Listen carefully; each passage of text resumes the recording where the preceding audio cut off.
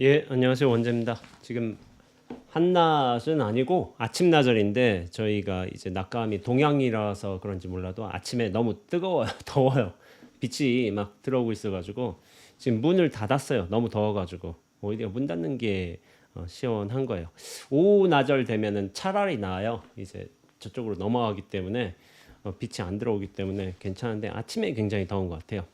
이제 여름이죠. 예, 근데 저희 안거 해제도 이제 며칠 안 남아가지고 스님들이 막 도량 정비 울력을 하고 있어요. 지금 마지막에는 좀 울력을 많이 해요. 왜냐하면은 이제 우리가 안과 해제를 하고 나면은 스님들이 안 계시잖아요. 도량 정비할 수 있는 인원이 없기 때문에 뭐 땔감도 준비하고 좀 주변 뭐 나무들도 정리하고 풀도 깎고 뭐 이렇게 하면서 마지막 정리하고 있습니다. 아마 오늘 날이 좋아가지고 스님들도 빨래를 많이 하실 거예요. 개인 이불 빨래는 이제 해제하기 전에 해놓고 가야 되거든요. 다른 사람 쓸 수 있게.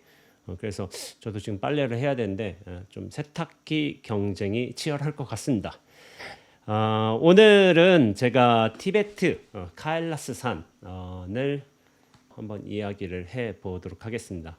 아시는 분들 아시겠지만은 제가 세계 일주를 했죠. 2012년 9월부터 2014년 10월까지 그렇게 25개월 정도 했는데, 근데 제가 몇 차례 언급한 적이 있는데 세계 일주를 할 적에 제일 먼저 가보고 싶은 곳이 있었어요.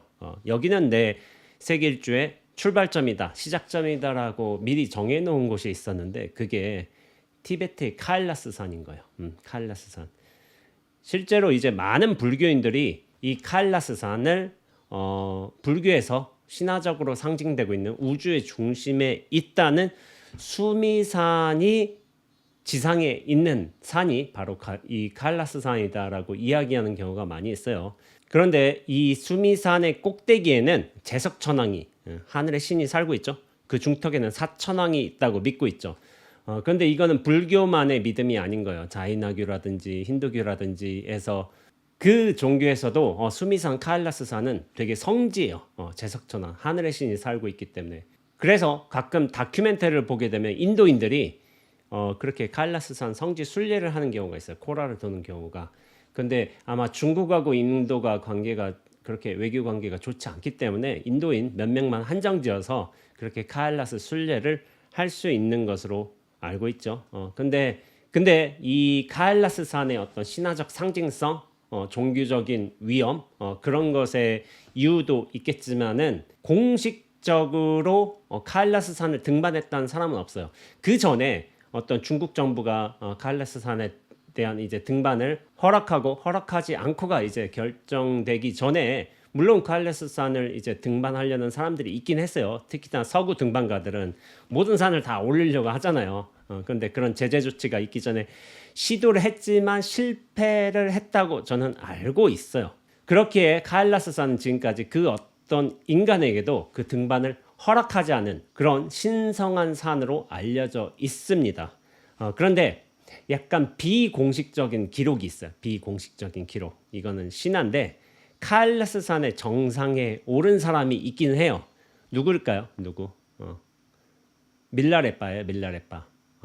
티베트 불교에서 굉장히 중요한 인물로 알려져 있죠.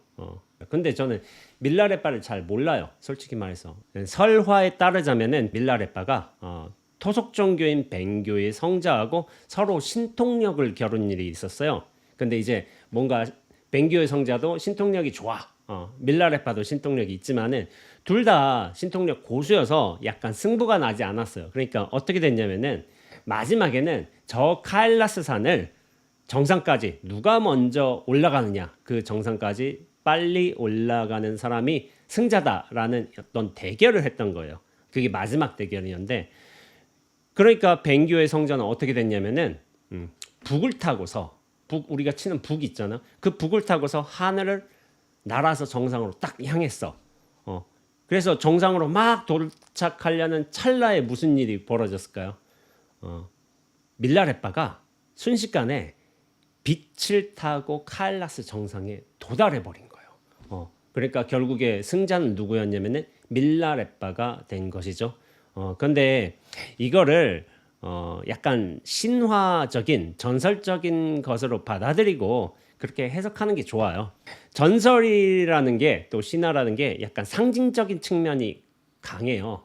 근데 그 상징이란 게 그 당시 어떤 실제적인 상황을 대변한다고 생각하는 게 좋습니다. 당시에 벤기오라는 게 티베트에 원래 있던 토속 종교예요. 근데 불교가 새로 들어왔죠. 인도에서 들어왔는데 그렇게 벤기오 성자하고 밀라레파하고 그렇게 대결을 했다는 것은 벤기오와 불교 사이에서 어떤 알력 관계, 누가 티베트의 중심 종교가 될 것인가 어떤 경쟁 관계에 있었던 것을 상징한다고 볼 수 있죠. 예전에 뭐였지? 우리나라 단군 신화에서도 호랑이하고 곰하고 서로 뭐 이렇게 하잖아요. 근데 나중에 곰이 이겼잖아요.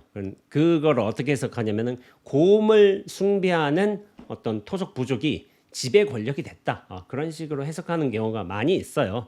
결국에는 뱅교가 사라지게 되고 불교가 승리하게 되죠. 그래서 지금에는 이제 티베트의 주된 종교는 뱅교가 아니라 불교예요. 불교인데 어떻게 보면은 이러한 사실, 결과적인 승리가 어떤 그 당시에 어떤 신화적인 사건을 만들어낸 거죠. 근데 저는 이 이야기를 들으면서도 저 카일라스 산에 올라가게 된 방식이 약간 좀 뭔가 생각해 볼 여지가 많았던 것 같아요. 그래서 이것을 사실은 월간 불광 잡지에 제가 실은 글이기도 합니다. 근데 이 뱅교와 이 뱅교의 성자와 불교의 밀라레파를 비교해 보면서 수행관 혹은 진리에 대한 이해가 좀 달랐던 측면을 한번 얘기해 볼 만한 거리가 있어서 이렇게 글을 썼어요. 제가 볼 때는 뱅교의 성자는 몸을 존재의 근거로 삼았던 사람인 거예요. 그래서 두 분이 대결을 하게 됐지만은 그 최종적으로 그 중간에 무슨 대결이 있었는지는 잘 모르겠지만 결국에는 카일라스, 우주의 중심, 세계의 중심에 있는 산이죠. 신성한 산이죠.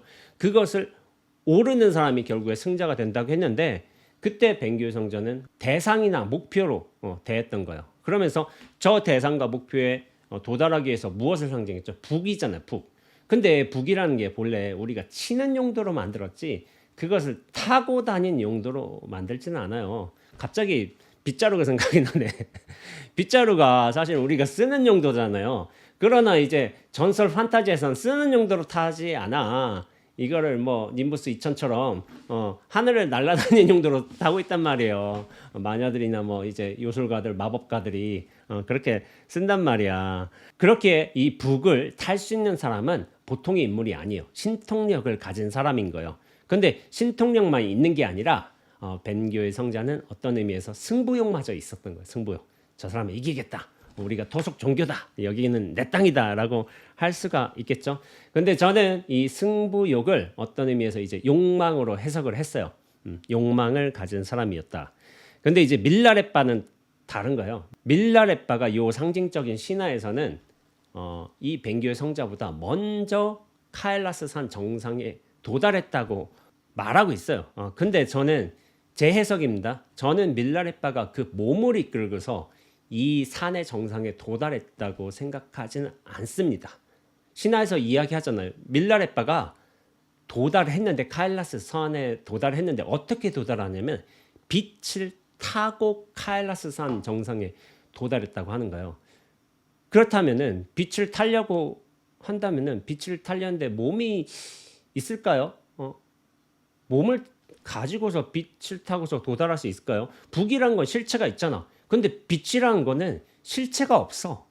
그러니까 빛을 탈 수 있는 정도가 되어야 한다는 건 뭘 뜻하냐면은 실체 없음으로 그 빛을 타게 된 거죠. 그러니까 몸이라는 근거를 이끌고 그 근거를 가지고 정상에 도달했다고 저는 생각하지는 않고요. 빛이 그 산 정상에 카일라스 산 정상에 도달했다. 저는 이게 굉장히 중요한 포인트라고 생각하고 있습니다. 그렇게 산의 정상에 도달한 건 밀라레빠의 몸이 아니에요. 그건 빛인 거예요. 빛. 도달하려는 마음을 내기 이전에 이미 도착한 카일라스 산 정상에 도착한 그 빛이 중요하다고 얘기하는 거예요. 빛은 몸하고 달라요. 몸이란 건 존재와 중심이 있잖아요. 분명히. 근데 빛이란 건 중심과 기반이라 할 게 없어요. 우리가 빛이라고 얘기하는 것은 그 비춰짐이 있기 때문에 빛이 중심과 실체라는 걸 볼 수는 없지만 그 비춰짐의 작용이 있기 때문에 그걸 빛이라고 이야기하는 거죠. 비춰짐에는 중심이 없어요. 그렇게.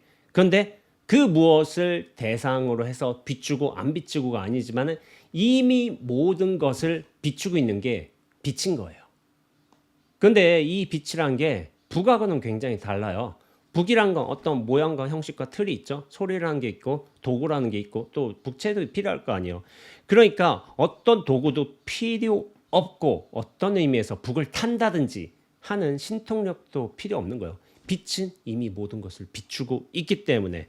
그러니까 비춤이라는 것은 전체에서 벌어지는 원래 있던 굉장히 자연스러운 현상인 거예요.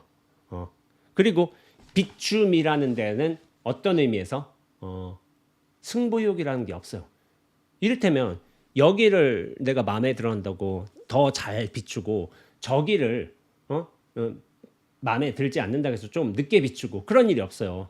그러니까 욕망이 없기 때문에 무엇을 특정하게 더 잘 비춘다거나 못 비춘다거나 빠르게 비춘다거나 느리게 비추는 게 없는 거예요.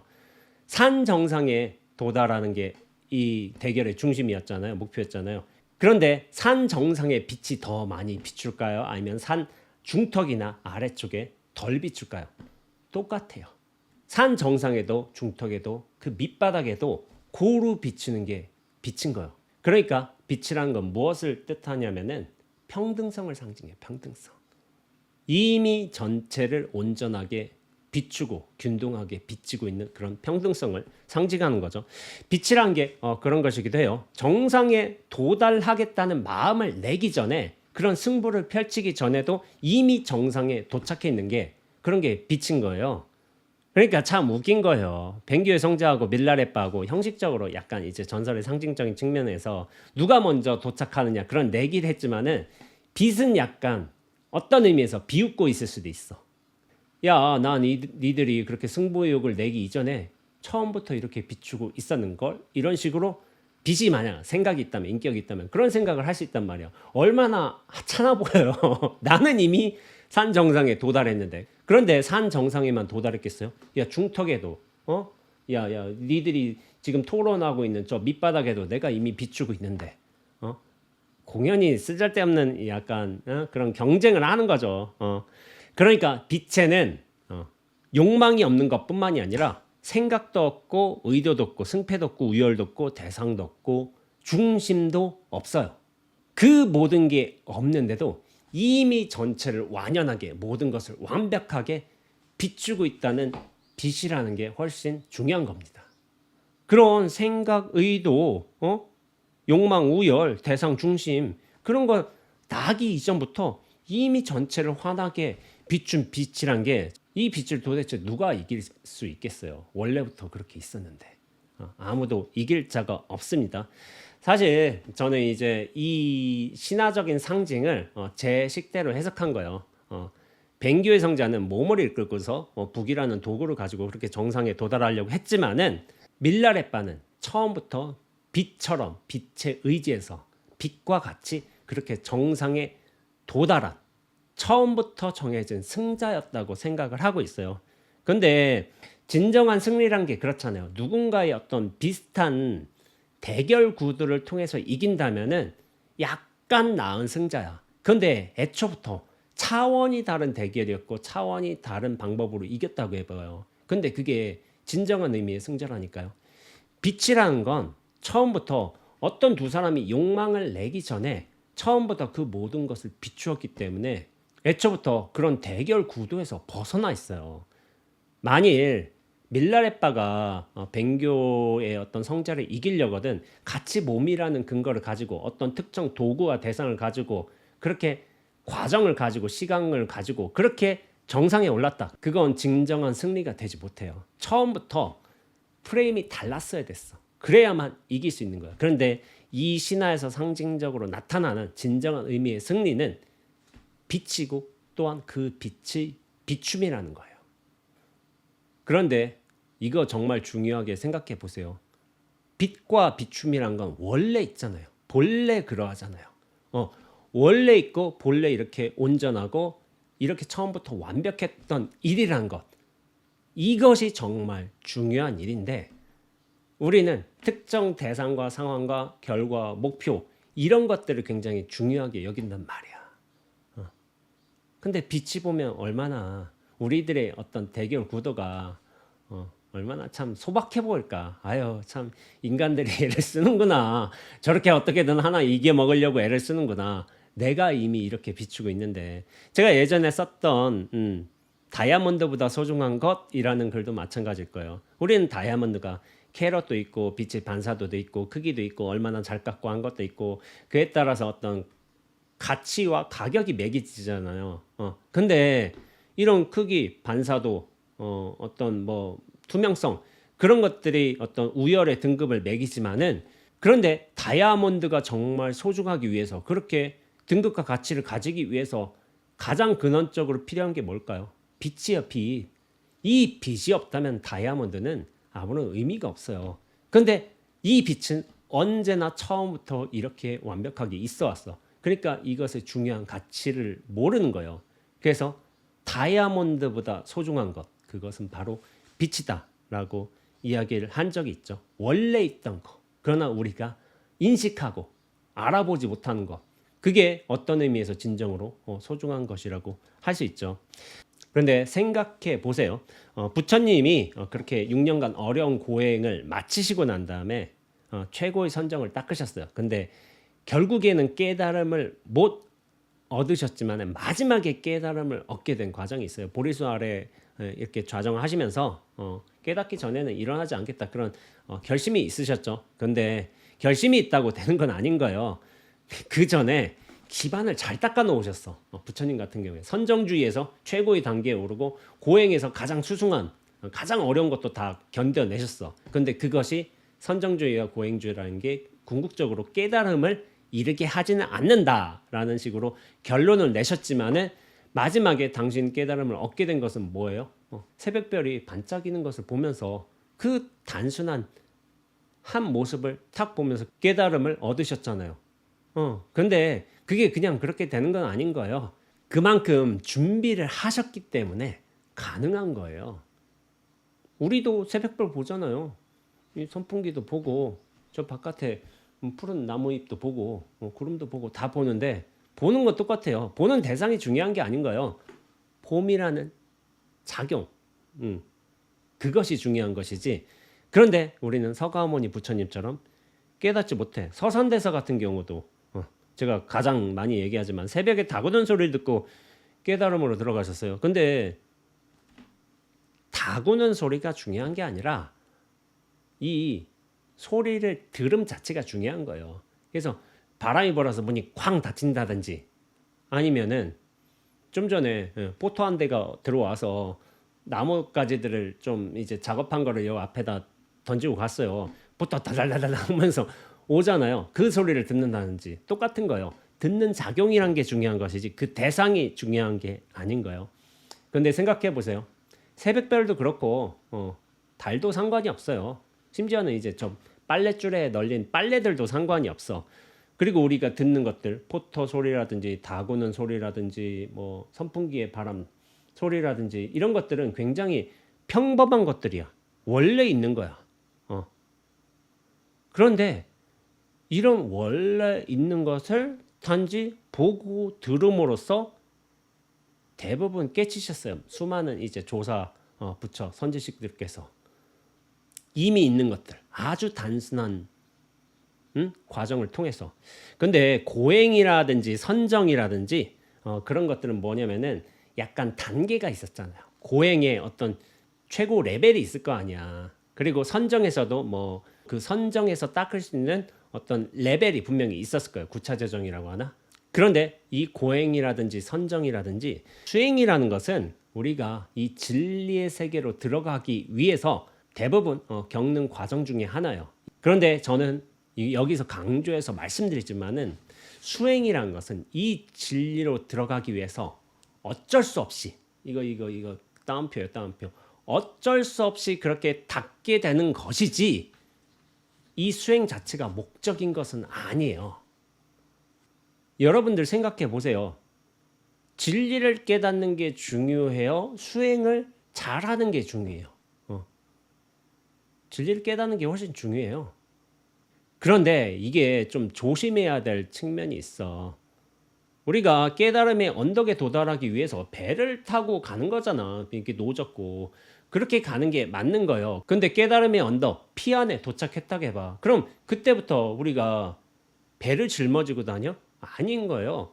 이 언덕에서 저 언덕으로 넘어가기 위해서 그 과정상에서 필요했던 게 배인 거예요.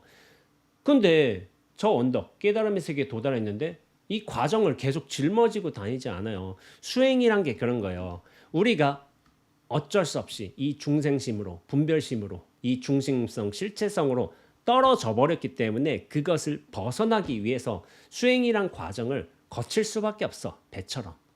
이렇게. 그런데 이게 너무 오래되다 보면 어떻게 되냐면은 이 수행 과정을 굉장히 중요시 여겨. 이것이 실다운 무엇이 있는 것처럼 생각할 수도 있어요. 그렇게 여길 수도 있어.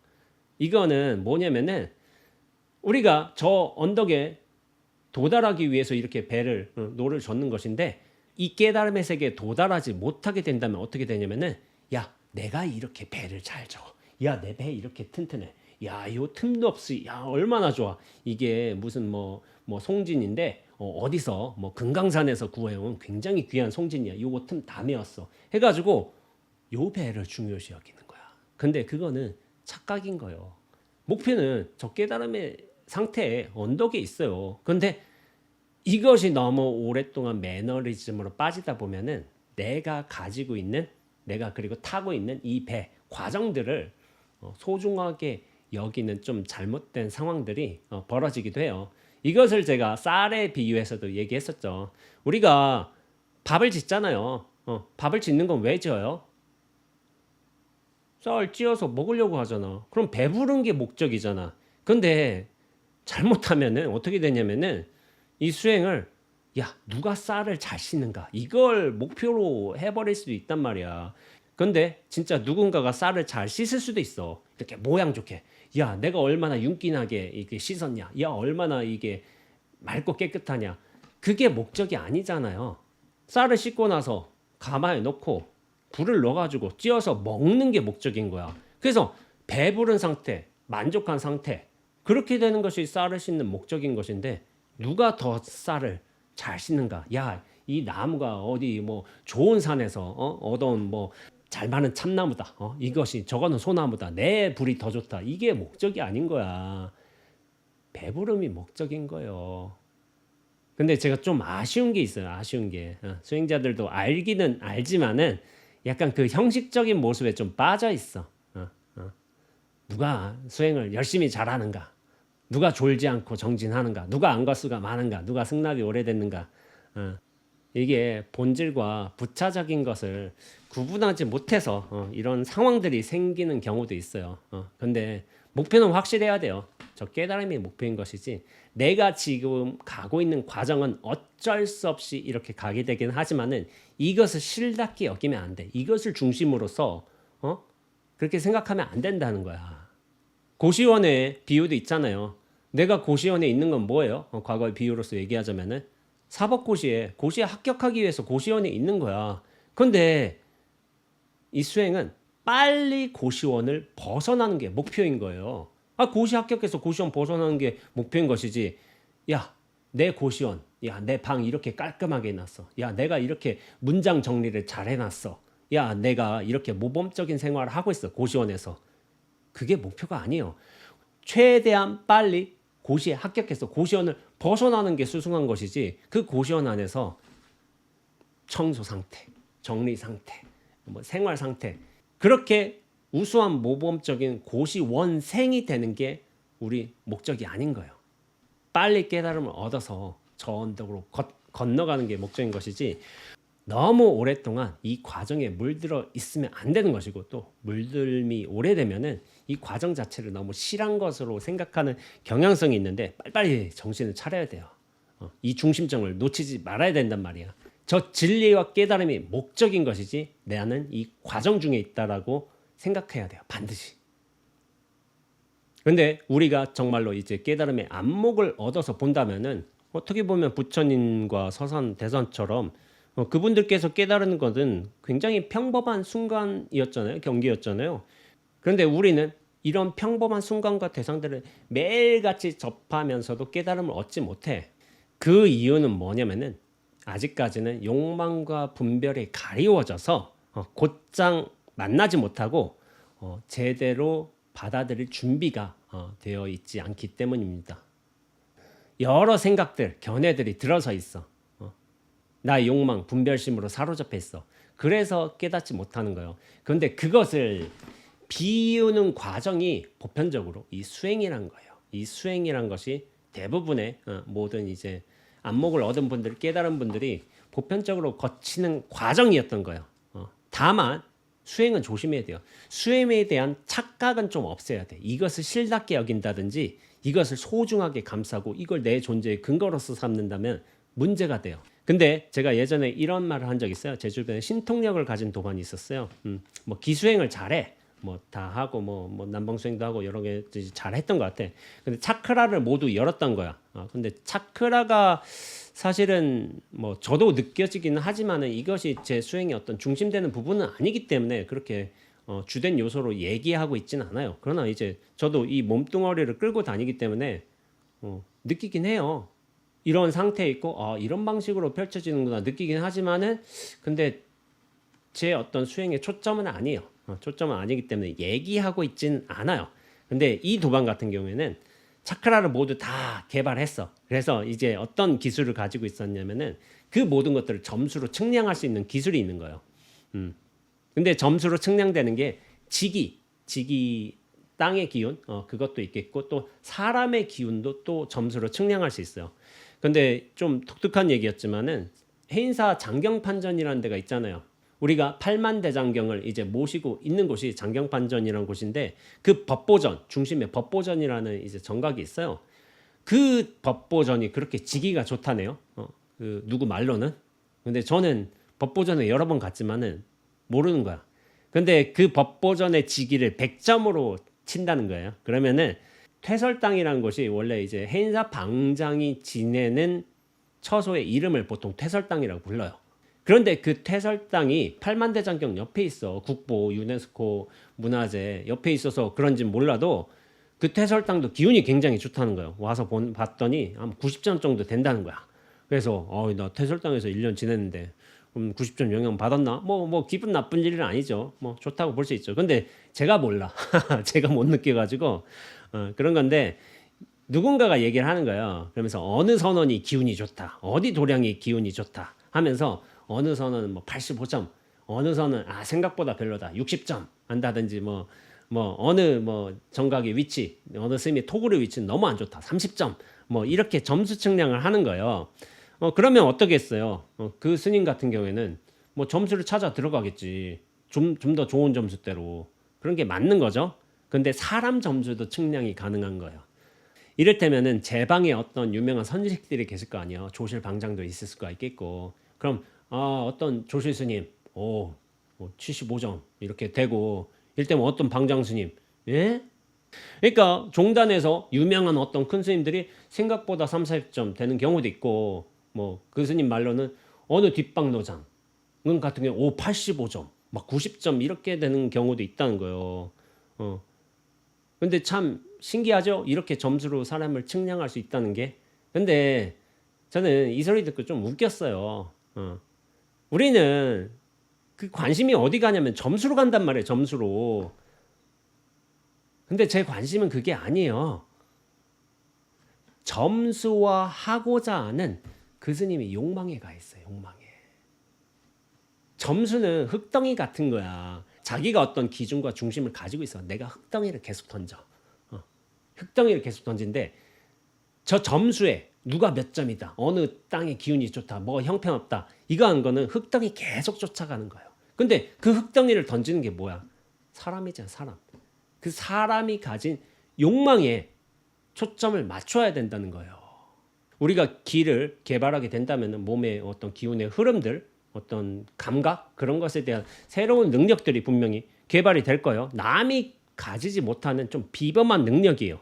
그러니까 대단하다고 느낀 거야. 나는 지기를 파악하지도 못하고 사람의 기운을 측정하지도 못하는데 저 사람 저렇게 하고 있어. 야, 차크라 다 열려서 저랬대. 야, 신기하다. 나도 저거 한번 해보고 싶다. 그런 생각을 할 수도 있잖아요. 근데 저는 이런 이제 특정한 기술들, 능력들을 고급 번뇌라고 불러요. 고급이라고 부르는 이유는 뭐냐면은 그래도 좀 인정해 주는 거죠. 아유, 애썼다. 아유, 그렇게 남들이 하지 못하는 거 한다고 애썼다. 그런 식에서 고급이라고 하긴 하지만은 이걸 또 깎아내려요. 번뇌라고 치부합니다. 왜 그러냐면은 아무리 고급한 기술이라고 해도 남들이 하지 못하는 신기한 능력이라고 해도 결국에는 번뇌예요. 자기 욕망의 근거에 비추어서 그것을 점수하고 체계화하고 그런데 남들이 하지 못하잖아. 새로운 거잖아. 이거 재밌잖아. 그러니까 거기에 폭 빠져버려. 그래서 거기서 헤어나지 못해요. 그런 기술들을 왜 가지고 있느냐? 내 욕망이 있어서 그래요. 내 욕망이 있기 때문에 상대방을 파악하고자 하고 점수화하고자 하고 저 사람을 내가 좋은 기운이라면 내가 취하고 싶어 하고 나빠 안 좋아 최대한 멀리 떨구려고 하고 있고 그게 차별심이고 분별심이지 뭐겠어요. 그러니까 저는 이걸 고급 번뇌라고 하는데 좀 고급이라고 쳐. 남들 하지 못하니까 좀 신기한 거야. 그렇지만 그 근원의 차원에서 기본의 차원에선 번뇌와 하나도 다를 바가 없어요. 그러니까 이것을 또 이런 비유로 하기도 해요. 고급 번뇌를 어떤 식으로 하자면은 황금 수갑으로 비유하는 거예요. 근데 황금으로 막 빛나게 만들어져서 고귀한 거야. 아무도 갖지 못해. 근데 근원적으로 수갑인 거야. 나를 묶는 거예요. 그 존재감, 실체감으로 묶는 것이기 때문에 이런 고급 기술들도 저는 황금 수갑으로 비유하고 있습니다. 제 아무리 황금이면 뭐해? 나를 묶어버리는데 자유롭지 못하게 만들어버리는데 다이아몬드로 수갑을 만들었다고 해도 그것은 수갑이에요. 수갑. 이걸 벗어나는 게 목적이 있는 것이지 야, 내 다이아몬드, 루비, 사파이어 수갑 봐봐. 이게 목적이 아니라니까요. 그러니까 이 족쇄에 속으면 안 돼요. 야, 저렇게 멋있는 기술을 가졌어. 야, 나는 저렇게 못하는데 저런 도술을 가졌어. 그러니까 우리는 거기에 혹하는 거야. 그 도술에서도 그 기술에서도 그런 특정한 능력에서도 벗어나는 게 어떻게 보면 진정한 의미의 자유인데 그걸 모른다니까. 근데 이 도반 스님한테 이를테면 제가 이런 질문을 할 수가 있죠. 저 다구는 소리 들리느냐? 뭐 다구는 소리가 없기 때문에 새소리라고 불러도 되죠. 저 까마귀 울음소리 깍깍 들리느냐? 근데 저건 몇 점이에요? 몇 점? 라고 한다면은 그 대답할 수 있을까요? 저 까마귀 울음소리에는 점수를 대입할 수가 없어요. 왜냐하면 어떤 기흐름이라든지 당신이 가지고 있는 어떤 기준에서 벗어났기 때문에 그 뭐 까마귀 울음소리 안 해도 되지. 내가 앞에서 요거 탄지 손가락 튕기는 소리잖아요. 요거 몇 점이에요? 라고 묻는다면은 이 탄지 소리에 점수가 있겠어요? 점수 없어요. 측량이 안 돼. 그 무문관 공안에서 나오기도 해요. 여인 출정화 하던데 좀 무문관 뒤쪽에 나올 거예요. 40공안쯤? 40편? 뭐 이 정도 될 거예요. 근데 이제 그 공안이 어떻게 되냐면은 어떤 여인이 선정해서 나오지 못해. 법회가 끝났는데. 그러니까 부처님이 문수부살들어 저희를 선정해서 나오게 해봐라 하면서 막 탄지도 하고 주변에 돌기도 하고 온통 막 신통력을 다 부려. 그런데 여인이 선정해서 못 나와. 그러니까 부처님이 나중에 저 몇 십억 세계 나가면은 저 밑으로 가면은 망명보살이라고 있는데 그이가 와서 저 여인을 선정해서 나오게 해줄 것이다라고 하니까 그 뭐 망명보살이 갑자기 쑥 튀어나와. 그러더니 탄지 한번 탁 하더니 막 여인이 선정해서 깨어 나왔어요. 그 공안이 되게 재밌어요. 나중에 한번 이 공안을 한번 얘기해 볼까 생각 중이긴 한데 근데 조금 걱정이긴 해요. 너무 설명해 주면 안 돼. 자기가 스스로 알아야 되는데 설명해 주면은 설명한 것들을 이해하면서 그것을 자신의 살림으로 삼는 사람들이 있어요. 정말 공부라고 한다면 뭐냐면은 제가 설명하기 전부터 분명해야지 그게 진정한 자기 살림인 거예요. 그러니까 제가 이것을 좀 강조하게 돼요. 남들 설명 들어서 이해하는 거 공부 아니라고. 그 전부터 이미 분명하고 뚜렷해서 흔들림이 없어야 된다고 그렇게 얘기를 하고 있는데 너무 많이 제가 설파를 해버리면은 그것을 그 이해를 자기 살림으로 삼는 경우도 있을지도 몰라. 물론 그 그것이 뭐 100%다 그렇다. 그렇지는 않을 수도 있겠지만은 자기 살림이 분명히 된다는 측면에서 제가 좀 말하는 걸 좀 조심스럽긴 하는데 근데 근원적으로 그런데 너무 떠벌렸어. 제가 입이 싸요. 여러분들 좋게 생각할 수 있지만은 어떤 공부인 입장에서 보면은 야, 저 스님 원재 스님 다 얘기해 버리네. 이렇게 생각할 수도 있어. 그래서 저도 좀 조심하려고 하고 있어요. 이렇게 단지에서 야, 여기 점수 측정해 봐, 스님. 한다면 거기에 점수 측정 못 해요. 왜냐하면은 자기가 가지고 있는 프레임에서 이게 적용이 안 되기 때문에. 그런데 저는 개인적으로 이 기수행을 통해서 점수하는 그 도반의 모습을 보면서 참 저게 제대로 된 공부가 아닌데 그런 생각을 하게 됐어요. 근데 이 도반 만난 지가 꽤 오래전이거든요. 최근에 잠깐 본 적이 있는데 뭐냐면은 좀 달라졌어. 달라졌어가 뭐냐면은 왜 불안해하지? 저 눈빛에서 제가 불안을 본 거예요. 떨리고 있어. 불안하고 있어.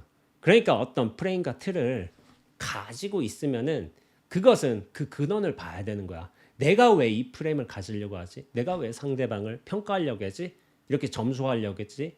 체계화하려고 하지?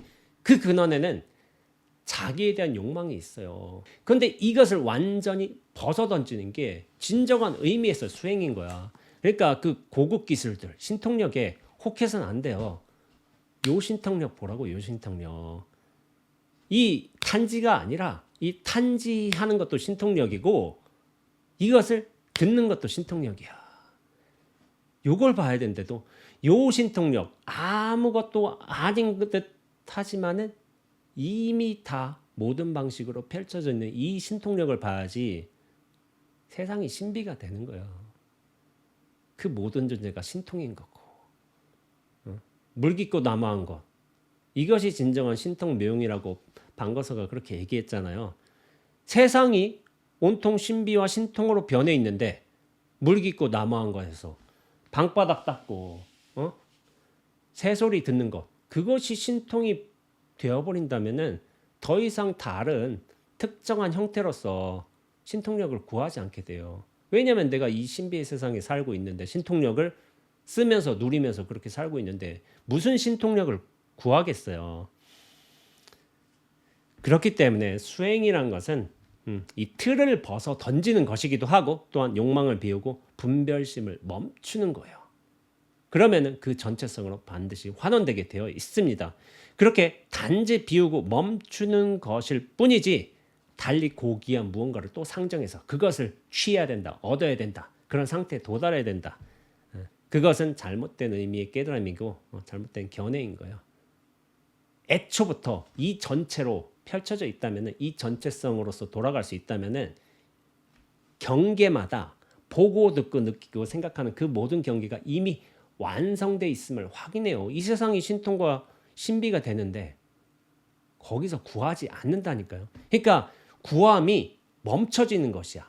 특별하게 구할 수 있는 어떤 대상을 또 상정하는 게 아니라 그러면 이미 전체로서 완성돼 있다는 것을 확인한 거죠. 그렇게 전체성으로 펼쳐져 갈 적에 온전함으로 그 모든 경계가 온전함으로 드러나게 되어 있다고 제가 예전에 글을 썼네요. 근데 달라지는 게 하나도 없어요. 근데 모든 것이 달라져 버려요. 하나도 달라진 게 없는데 모든 게 달라져 버렸어. 그럼에도 제가 굳이 말하자면 바뀌게 된 것은 하나 있어요. 몸을 근거로 해서 이 육신과 생각을 근거로 해서 그렇게 보는 게 아니라 동시에 뭐냐면은 전체의 시선으로 보게 되는 거야. 이걸 활용하긴 해, 육신과 생각을. 그러나 동시에 뭐가 있냐면 전체적 시선이 함께 있어요. 근데 이거는 처음부터 원래 있었어. 근데 이 전체적 시선을 제가 뭐라고 할까요? 눈앞인 거예요, 눈앞. 그러니까 이걸 이렇게 제가 표현하게 돼요. 눈으로 보기도 하는 것, 맞아요. 눈이랑 감각기관이 당연히 있으니까. 그런데 그것만 있는 게 아니라 뭐냐면은 전체적 인식이 생각하든 생각하지 않든 명상하든 하지 않든 깨닫든 깨닫지 못했든 원래 있었어. 원래 있었는데 이것을 우리가 알지 못하는 거예요. 그런데 우리가 중생으로서의 무명, 뭐 번뇌, 업식 이런 것에 사로잡혀 있으면은 몸과 생각에만 쪼그라들어 있어요. 그래서 이 전체적 시선이 원래 있다는 걸 알지도 못하고 여기로 돌아갈 생각도 하지 못해. 그래서 생사심 분별심에 휘둘린다고 그렇게 표현하고 있는 거죠. 다시 이제 뱅교의 성자하고 불교의 밀라레빠하고 대결 그거를 얘기해 보자면은 제 아무리 뭐 신통력을 가지고 제조를 부려서 저렇게 북을 타고 카일라스 정상에 올라선다고 해도 이미 그런 의도를 내기 이전에 생각을 내기 이전에 또 승부욕에 사로잡히기 전에 빛은 이미 정상에 도달해 있어요. 범주가 달라요. 클래스가 아예 달라. 대결하려는 이기려는 그 마음을 낸다면은 사실상 이미 진 거예요. 처음부터 완성되어 있는 거 이것을 찾는 게 정말 중요한 거예요. 그래서 제가 눈앞이라고 누누이 계속 반복해서 그렇게 얘기하는 거죠. 마지막 쪽에 나오는 문장인데 제가 한번 이것을 읽어볼게요. 진정한 승자라는 것은 이기는 자가 아니라 욕망을 쉬게 된 자입니다. 욕망을 쉬게 된 자에게는 더 이상 승패가 없습니다. 승패나 대상, 우열도 없는 낱낱이 진실한 일들만이 눈앞으로 드러나기 때문입니다. 이것이야말로 진정으로 승리하는 것이고 진정으로 도달하는 것이며 진정으로 누리는 것입니다. 라고 했네요. 이미 완벽함, 온전함을 안다면은 더 이상 이기고 대결하고 승리하고 이런 게 의미가 없어요. 타인과 대상에 의한 관계성, 거기에 의해서 내 존재감, 만족감을 얻기 위해서 이렇게 하는 경우가 물론 이제 우리가 일상생활에서 하는 경우지만은 이 전체성으로서 바라보게 되고 이 온전함을 이미 알고 있다면은 더 이상 그런 어떤 대결 구도에 끄달려 가지 않습니다. 제가 이 영상의 제목을 진리에는 없는 것이라는 제목을 지었죠. 여기쯤 왔으면은 여러분들께서 대충의 어떤 예상을 할 수도 있을 거예요. 진리에는 뭐가 없을까요? 진리에는 없는 것이 있다고 얘기하니까 제가 비유로서 얘기해 볼게요. 빨랫줄이 있어. 저 빨랫줄에 빨래가 걸려서 바람에 살살 흔들리고 있어. 그리고 여름 낮이에요. 그러니까 요즘에는 좀 덜하지만 매미들이 쩌렁쩌렁 막 낮 동안에 운단 말이야. 그리고 바위, 그늘진 바위에는 이끼들이 자라고 있어요. 저 빨래 흔들거림에, 저 매미 소리에, 저 이끼에, 보드라움에 이 단순하고 평범하고 아무렇지 않으면서도 본래부터 완벽하고 온전하고 완성된 일에 무슨 점수가 있겠냐고요. 점수 없어요. 점수하려는 것, 그것이 사람의 욕망이에요. 그 욕망의 밑바닥에는 뭐가 있냐면은 자기의 존재감, 실체감이 분명히 자리하고 있습니다. 그것이 우리의 본래 면목으로 돌아감을 강하게 막고 있죠. 저 빨래, 저 매미 울음소리, 저 바위의 이끼, 이런 단순하고 평범한 것들에는 뭐가 없어요. 단지 여시만이 있을 뿐입니다. 여시가 뭐겠어요? 이와 같다. 이와 같다. 이런 진실함만이 있을 뿐이라고 말씀을 드리면서 오늘 영상 진리에는 없는 거 내용 마치도록 하겠습니다. 예, 다음 시간에 뵙도록 하겠습니다.